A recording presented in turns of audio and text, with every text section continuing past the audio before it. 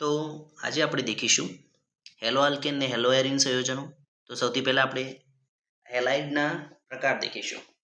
તો જે alkyl halide જે છે એના પ્રકારો દેખીશું।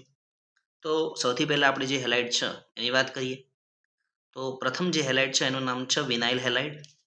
વિનાઇલ હેલાઇડમાં જે હેલોજન જે હોય છે આપણો એ sp2 કાર્બન સાથે જોડાયેલો હોય છે, એટલે કે હેલોજન આપણો sp2 કાર્બન સાથે જોડાયેલો છે અને એલિફેટિક હશે, પણ એવો ને એવો સેમ ટુ સેમ બરાબર એલાઇલિક હેલાઇડ હોય છે જે sp3 કાર્બન સાથે જોડાયેલો હોય છે અને એના એકાંતરમાં ડબલ બોન્ડ પણ આવેલો હોય છે। આવો ને આવો બીજો એક પદાર્થ દેખીએ એરાઇલ હેલાઇડ। તો એરાઇલ હેલાઇડની વાત કરીએ તો એરાઇલ હેલાઇડમાં બેન્ઝીનની રિંગ સાથે જોડાય છે, જ્યારે બેન્ઝાઇલિક હેલાઇડની વાત કરીએ તો એ બેન્ઝીનની રિંગ સાથે CH2 સમૂહ કે જે sp3 સંકરણ ધરાવતો હોય છે તેના સાથે જોડાયેલો હોય છે। મિત્રો આ કોમન ભેદ ધ્યાનમાં રાખવું એક MCQS બની શકે છે આમાંથી। હવે થોડા ઉદાહરણ પરથી આપણને સારી રીતે સમજૂતી મળશે। અહીંયા હું થોડા ઘણા ઉદાહરણો પહેલાં લખી દઉં કે આ ઉદાહરણો કયા કયા પ્રકારના છે એ તમારે ઓળખીને બતાવવાના છે। તો સૌથી પહેલાં વાત કરીએ કે અહીંયા આ જે ચાર ઉદાહરણો આપણે દેખ્યા છે એ એરાઇલિક હેલાઇડ છે, બી બેન્ઝાઇલિક છે, સી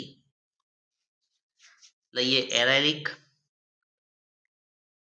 અને ડી વિનાઇલ હેલાઇડ। આપણે જોડકા જોડવાના છે, તો આ જોડકા જોડીને આપણે માહિતી મેળવીશું।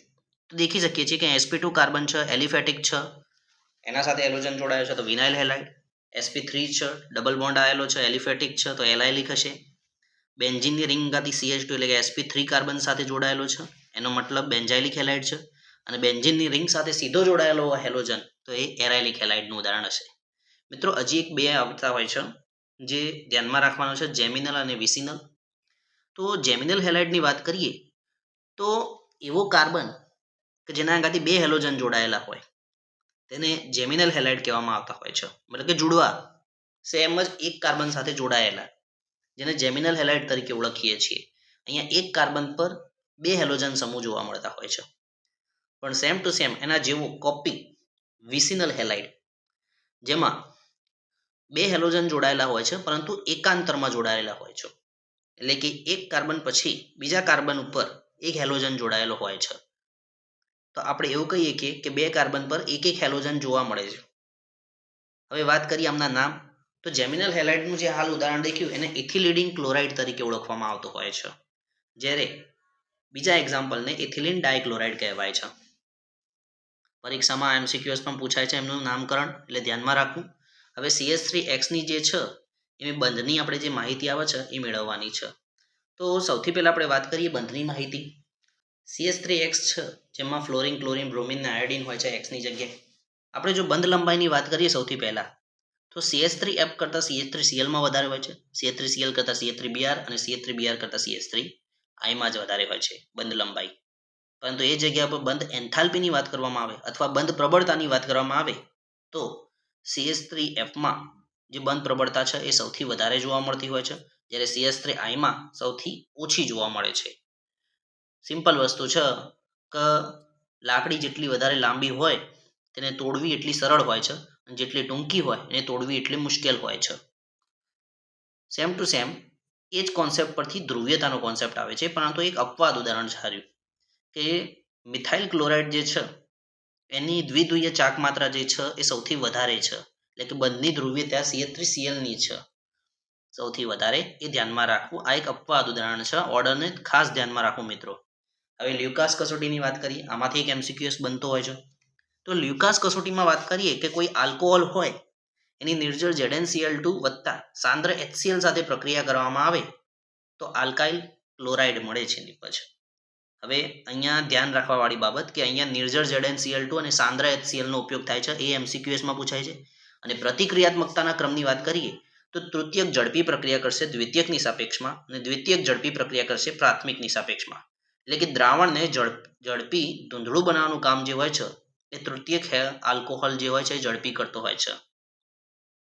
આ પરીક્ષામાં ખાસ ધ્યાન રાખો કે તૃતીયક આલ્કોહોલ હોય છે તે ઝડપી પ્રક્રિયા કરે છે। આલ્કોહોલની જો PX3 સાથે પ્રક્રિયા કરાવીએ ફોસ્ફરસ ટ્રાયહેલાઇડ જેમાં X બરાબર આપણે Cl અથવા Br લઈએ તો આપણને RX વત્તા H3PO3 આપણને નિપજ મળે છે.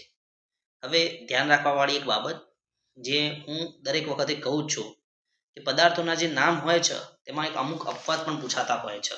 સેમ ટુ સેમ કે PX5 પણ પદાર્થ આવે છે, એની સાથે પ્રક્રિયા કરીએ તો આપણને POX3 મળે છે. અહીંયા યાદ રાખવું કે આ સમીકરણ લખ્યા પછી બંને જગ્યા ABCD ના એ મૂકી દેશે અને તમને 4 MCQSમાં અલગ અલગ ટાઈપના બંધારણ આપી અને તમને શોધવાના કહેશે. એટલે ધ્યાન રાખવું, આ બંને ઉદાહરણો ખાસ યાદ રાખી લેવા. H3PO3 અને POX3 બંને પૂછાય છે. ઉદ્યોગોમાં ઉત્તમ પ્રક્રિયા આલ્કાઇલ હેલાઇડની દેખવા જઈએ તો SOCl2 સાથેની પ્રક્રિયા છે, થાયોનાઇલ ક્લોરાઇડ સાથેની, જેમાં SO2 વાયુ અને HCl વાયુ બહાર નીકળી જતા હોય છે અને RCl આપણને શુદ્ધ સ્વરૂપમાં મળતો હોય છે. એટલે આ પ્રક્રિયા ઉદ્યોગોમાં ઉત્તમ ગણાય છે. થાયોનાઇલ ક્લોરાઇડની આ પ્રક્રિયા યાદ રાખવી. હવે ફિંકલસ્ટેઇન પ્રક્રિયાની વાત કરીએ તો ફિંકલસ્ટેઇન પ્રક્રિયા આપણે જાણીએ છીએ, સરળ 2 માર્ક્સનો પ્રશ્ન અમુકવાર અગત્યની પ્રક્રિયામાં પૂછાતો હોય છે. જો 2 માર્ક્સમાં ના આવે તો 1 માર્ક્સમાં આવવાના ચાન્સ વધારે હોય છે. તમે સમીકરણમાં જોઈ શકો કે સોડિયમ આયોડાઇડની પ્રક્રિયા કરવામાં આવતી હોય છે તો સિમ્પલ આલ્કાઇલ આયોડાઇડ નિપજ મળતી હોય છે. આપણે મિથાઇલ ક્લોરાઇડમાંથી મિથાઇલ આયોડાઇડ નિપજ બનાવી શકીએ છીએ. સેમ ટુ સેમ ફ્લોરાઇડ બનાવવા માટે સ્વાર્ટ્ઝ પ્રક્રિયાનો ઉપયોગ થતો હોય છે. તો સ્વાર્ટ્ઝ પ્રક્રિયામાં વાત કરીએ આપણે તો RX જે છે એની AgF સાથે પ્રક્રિયા કરાવવાની આલ્કાઇલ ફ્લોરાઇડ આપણને નિપજ મળે છે.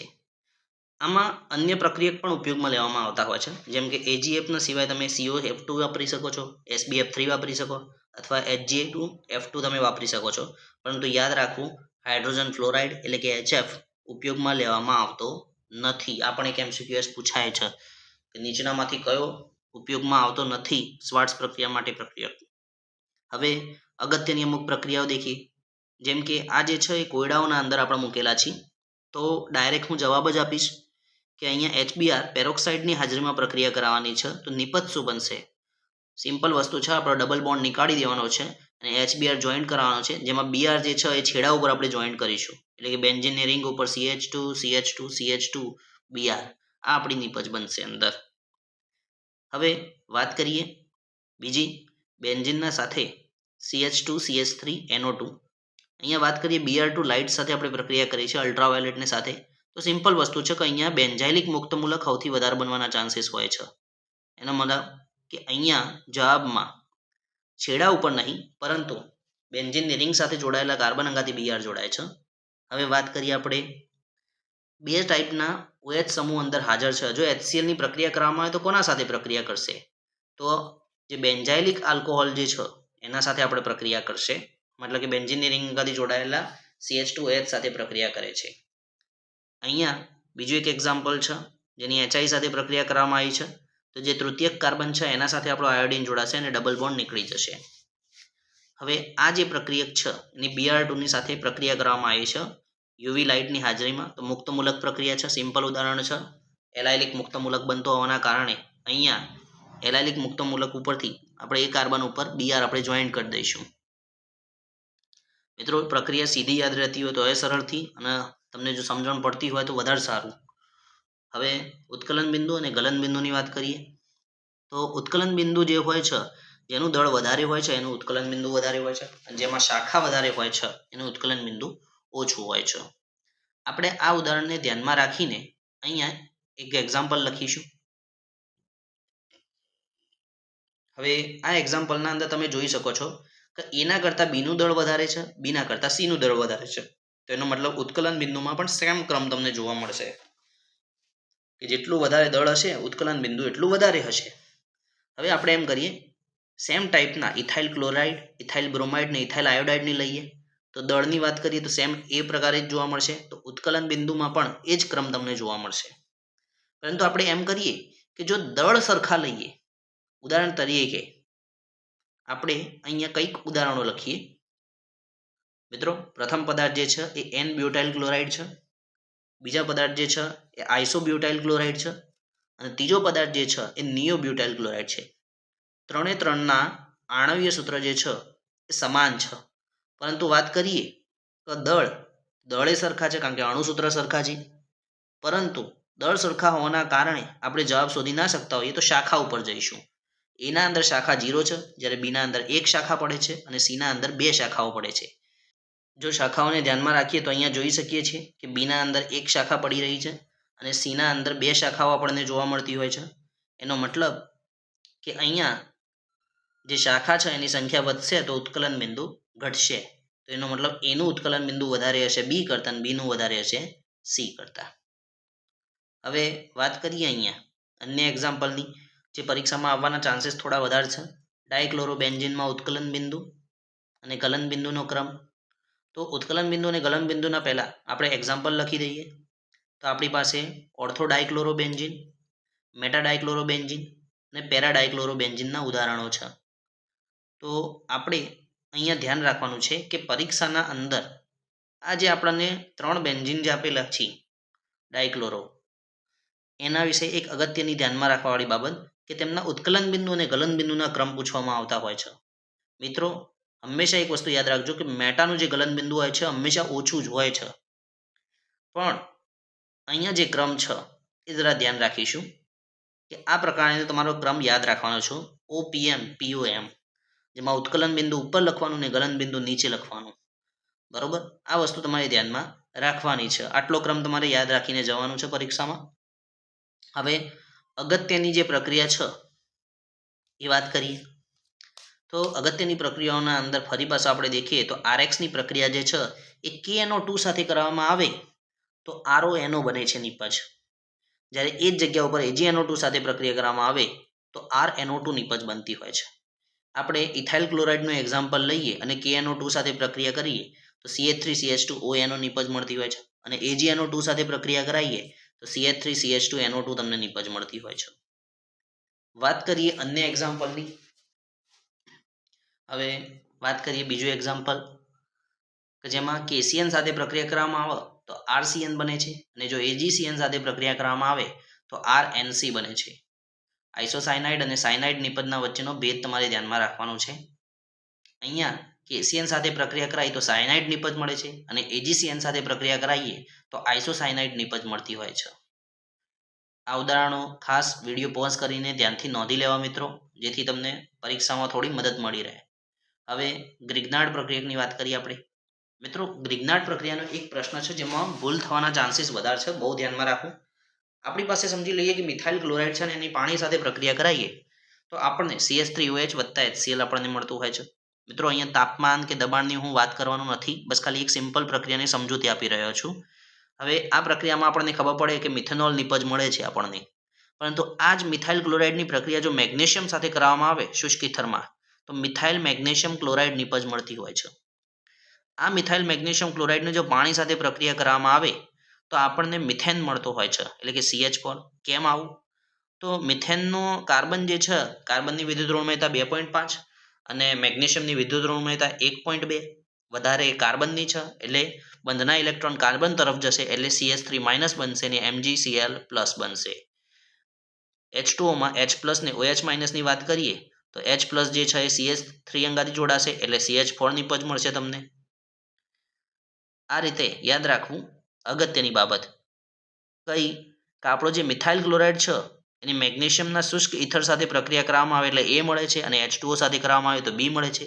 તો નિપજ જે છે એમાં અંતિમ ભૂલ જે બધા કરતા હોય છે એ મિથેનોલ લખીને આવતા હોય છે, જે જવાબ ખોટો હોય છે. મિથેનોલ નિપજ ના આવે, પાણી દેખીને OH ના મૂકવું, એનું બહુ ધ્યાન રાખવું. આ બાબતમાં પાણી જોઈને કોઈએ પણ OH મૂકવાનો નથી, આ વાત ખાસ યાદ રાખવી બધાએ. હવે નેક્સ્ટ પ્રક્રિયાનું આપણે ઉદાહરણ દેખીએ તો પ્રતિક્રિયાત્મકતા. મિત્રો પ્રતિક્રિયાત્મકતામાં ક્લોરોબેન્ઝીનની જે પ્રતિક્રિયાત્મકતાનો ક્રમ છે એવું પૂછવામાં આવતું હોય છે કે જેની સોડિયમ હાઇડ્રોક્સાઇડ સાથેની પ્રક્રિયાનો પ્રતિક્રિયાત્મકતાનો ક્રમ દેખવાનો છે. અહીંયા 4 પ્રકારના અલગ અલગ ક્લોરોબેન્ઝીન છે. તો સૌથી વધારે કોની પ્રતિક્રિયાત્મકતા છે? તો ક્લોરોબેન્ઝીન કરતાં એક નાઇટ્રો કરતાં 2 નાઇટ્રો અને 2 નાઇટ્રો કરતાં 3 નાઇટ્રો જે હોય છે એની પ્રક્રિયા વધારે હોય છે. એટલે કે ઝડપી પ્રક્રિયા જે એ ટ્રાયનાઇટ્રો ક્લોરોબેન્ઝીન કરતું હોય છે. હવે આ ટ્રાયનાઇટ્રો ક્લોરોબેન્ઝીન જે છે એની એક પ્રક્રિયા આપણે અગત્યની છે જે ધ્યાનમાં રાખવી કે આની બસ ખાલી માત્ર સાદા પાણી સાથે આપણે ગરમ કરીએ તો આપણને Cl ની જગ્યા OH આવી જશે. આ જે પદાર્થ છે એનું નામ છે 2,4,6 ટ્રાયનાઇટ્રો ફિનોલ. આને TNP તરીકે ઓળખવામાં આવતો હોય છે અને બીજું નામ પિક્રિક એસિડ છે. ખાસ ધ્યાનમાં રાખવું મિત્રો. નાઇટ્રો ધરાવતા જે સમૂહ હોય છે બધા એક્સપ્લોઝિવ હોય છે, વિસ્ફોટક તરીકે યુઝ થતા હોય છે. આ વાત ધ્યાનમાં રાખવી. હવે વુડ્સ પ્રક્રિયાની વાત કરીએ તો આરએક્સની પ્રક્રિયા જો સોડિયમ ધાતુ સાથે કરવામાં આવે છે શુષ્ક ઇથરના દ્રાવણમાં, તો આર નિપજ મળતી હોય છે આપણને. બરાબર, એવું સમજી લઈએ કે ડબલ થાય છે આ પ્રક્રિયામાં, કે પહેલા જે એનું ડબલ કરવાનું છે. આપણે બસ ખાલી એટલું કરવાનું છે, કાર્બન હેલોજનનો બંધ તોડી અને જે કાર્બન વાળા જે પદાર્થ છે એના ડબલ કરવાના છે આપણે. અહીંયા જોઈ શકીએ કે આપણને ઇથાઇલ ક્લોરાઇડમાંથી બ્યુટેન નિપજ મળે છે. તો સેમ ટુ સેમ તમે જોઈ શકો છો એના ડબલ થઈ ગયા છે. તમારે બસ ખાલી હેલોજન નીકાળી એના ડબલ જોઈન્ટ કરી દેવાના છે. અહીંયા કાર્બનની સંખ્યાની વાત કરીએ તો કાર્બનની સંખ્યા જે હોય છે એ ડબલ થતી હોય છે. એટલે એક વાત યાદ રાખવી કે એકી સંખ્યા ધરાવતી જે હોય એ નિપજ કદી બનાવી શકતો નથી. વૃક્ષ પ્રક્રિયક જે છે આપણો એ કદી એકી સંખ્યાવાળી નિપજ ના બનાવી શકે. તો ઇથેન, બ્યુટેન, પેન્ટેન ને હેક્ઝેન આમાંથી કઈ નિપજ વૃક્ષ પ્રક્રિયા નથી બનાવતી? તો ઇથેનની વાત કરીએ તો ઇથેનમાં 2 કાર્બન છે. જો ઇથેનમાં 2 કાર્બન હોય તો હા બનાવી શકે છે નિપજ. બ્યુટેનમાં 4 કાર્બન છે તો હા એ બનાવી શકે છે. પરંતુ પેન્ટેનમાં 5 કાર્બન હોય છે અને 5 કાર્બન જે હોય છે એવી નિપજ ના બનાવી શકે વૃક્ષ પ્રક્રિયા. હવે વાત કરીએ ફિટિંગ પ્રક્રિયાની આપણે, તો ફિટિંગ પ્રક્રિયામાં જે હોય છે ક્લોરોબેન્ઝીન જે હોય છે એ લેવામાં આવતો હોય છે, જેની સોડિયમ ધાતુ સાથે આપણે પ્રક્રિયા કરાવતા હોઈએ છીએ. મિત્રો ક્લોરોબેન્ઝીન વપરાય અને બ્રોમોબેન્ઝીન પણ વપરાય છે.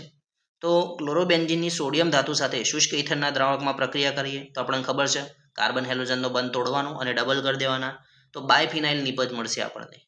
સેમ ટુ સેમ વૃટ્સ અને ફિટિંગ આ બંને પ્રક્રિયાઓનું મિશ્રણ કરીએ એટલે કે એક આલ્કાઇલ હેલાઇડ ને બીજો એરાઇલ હેલાઇડ, બંનેને સોડિયમ શુષ્ક ઇથર સાથે પ્રક્રિયા કરાવડાવીએ તો શું નિપજ મળશે? તો આલ્કાઇલ હેલાઇડનો આલ્કાઇલ સમૂહ અને એરાઇલ હેલાઇડનો એરાઇલ સમૂહ બંને જોઈન્ટ થઈ જશે અને આપણને અહીંયા ટોલ્યુઇન નિપજ મળે છે. મિત્રો SN1 અને SN2 પ્રક્રિયાનો તફાવત જે એ પરીક્ષામાં ખાસ તૈયાર કરીને જવું, આ વાત ખાસ ધ્યાનમાં રાખવી.